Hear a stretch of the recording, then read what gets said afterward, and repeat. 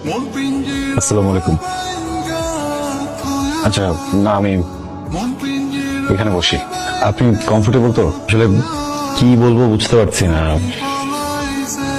First experience. আমি Russo, খুবই বদমেজাজি, একটুতে রেগে যাই, রিয়্যাক্ট করে ফেলি, বুঝে না বুঝে অনেক সময় উদ্ভট কাজ করে ফেলি। কিন্তু এতটুকু জানি যে আমি মানুষটা খারাপ না। আসলে একটা স্পেশাল কারণে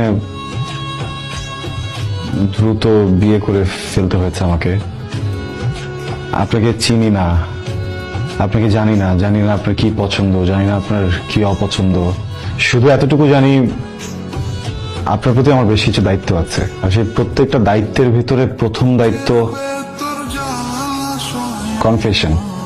আমার লাইফে বেশ কিছু রিলেশন ছিল, কিন্তু আমি বুকে হাত দিয়ে বলতে পারবো তাদের ভিতরে কাউকেই আমি কখনো ভালোবাসিনি বা কারো সুযোগ নিইনি। খুবই ফর্মাল কাইন্ড অফ রিলেশনশিপ। মনে হয়েছিল যে যদি সেখানে ভালোবাসা হয় তখন আগাবো, বিয়ে করব, কিন্তু আনফর্চুনেটলি কোনোটাই ওয়ার্ক করেনি। আমি জীবনে একবার ভালোবেসেছি, ভয়ঙ্কর ভাবে ভালোবেসেছি একটা মানুষকে, রাইসা। আমার প্রথম ভালোবাসা।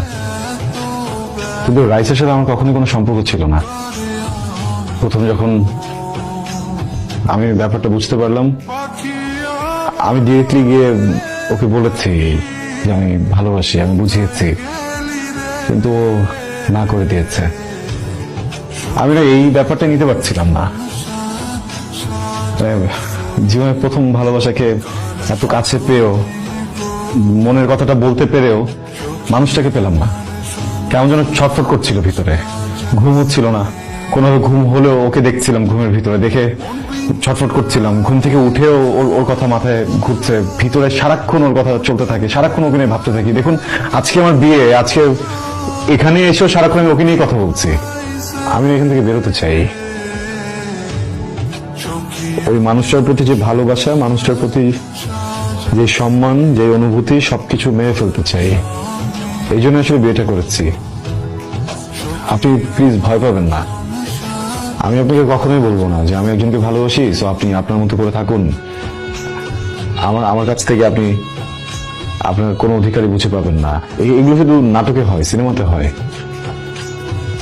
আমি বিয়ে করেছি যেন আমি ওখান থেকে বের হয়ে আসতে পারি, যেন নতুন করে একটা জীবন গোছাতে পারি।